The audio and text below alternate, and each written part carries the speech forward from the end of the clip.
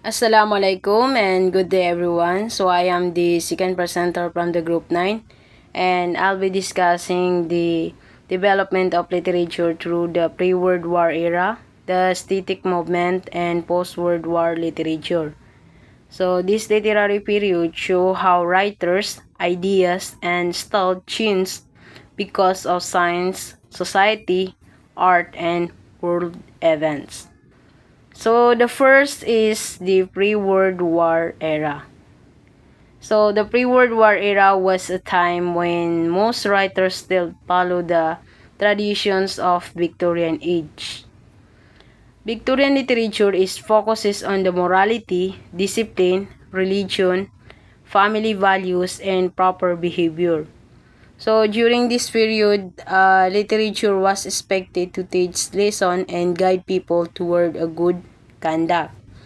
However, people beliefs slow start to change because of new discoveries in science and technology. So one of the biggest influences was the book on the origin of species written by Charles Darwin in 1859. So in this book, Darwin introduced the theory of evolution, explaining that humans develop through a natural processes over time. So because of this idea, many people began questioning traditional religious beliefs and start having a doubts about the faith and existence of God. So this greatly affected the literature because writers began exploring themes such as doubt and uncertainty and conflict between the science and religion. So later on, si Herbert Church-Wells introduced a more optimistic perspective, unlike writers who focus on the fear and uncertainty. So si Herbert Church-Wells is believed that science and technology could improve society. So in his work, A Modern Utopia, he imagined a future world where science helps create a peace and progress. So for me, this period is very important because it showed the transition from traditional thinking to modern thinking. So people start realizing that knowledge in science could change the way humans understand life and society. So one of the example is yung Time Machine by Herbert Church-Wells. So the story explore the future and show both the advantage and dangers of the scientific progress. So this reflects the curiosity and fears of people during that time. Okay, next is the aesthetic movement. Aesthetic movement is the next literary movement is and also called aestheticism. So this movement is became popular during the late 19th century. So writers and artists in this movement believe in the idea of art for art's sake. So this means that our art does not need to teach moral lesson or follow the social rules. So according to them, the purpose of art is simplified to express beauty, imagination, creativity, and pleasure.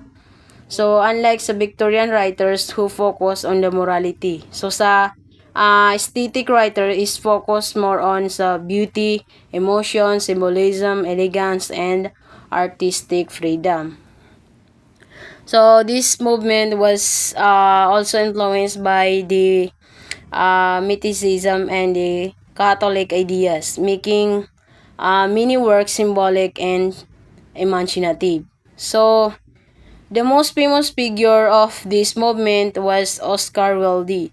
Si Wilde is believed that beauty and art were more important than strict moral standards. So he used humor, wit, and satire in his work while emphasizing artistic style and elegance. So some of his famous works include The Importance of Being Earnest, A Woman of no importance, an ideal husband.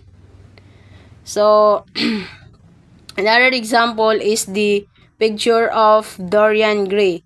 So, in this novel, Dorian Gray becomes obsessed with the beauty in youth. The story shows how the aesthetic movement value beauty and pleasure above morality. So personally, I think this movement is very interesting because it gives artists freedom to express themselves, creativity without being limited by society expectations. So it shows that literature can also exist, simplify to inspire and entertain people through a beauty and imagination. And the next is post World War literature. So after the First and Second World Wars, literature changed dramatically because the world experienced destruction, suffering, and major social change. As many people lost hope and began questioning life, humanity, and the future. So, because of this post-World War literature become more diverse and experimental.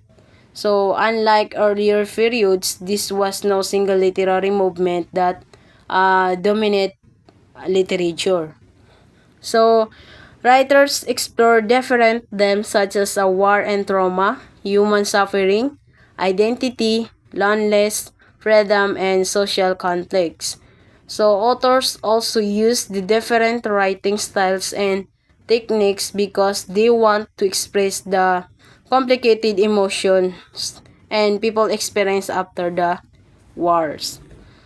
And another important development during this period was the translation of literary works from the different countries.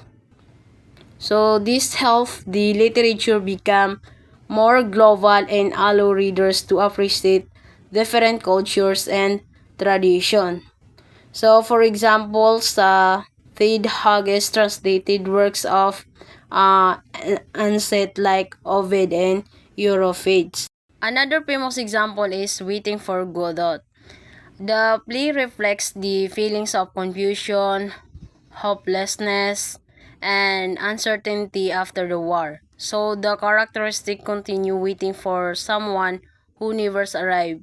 So it's symbolizing that empathizedness many people felt during that time. And for me, post-World War literature is powerful because it reflects real human emotion and struggles. So it teaches us how literature became a way for people to express pain, fear, hope, and survival after experiencing war and tragedy. So overall, the literature is not only about the stories and poems. It reflects the thoughts, emotion, beliefs, and experiences of people during different periods of history. So through literature, we can better understand how society changed and how humans responded to the change over time. That's all. Thank you for watching.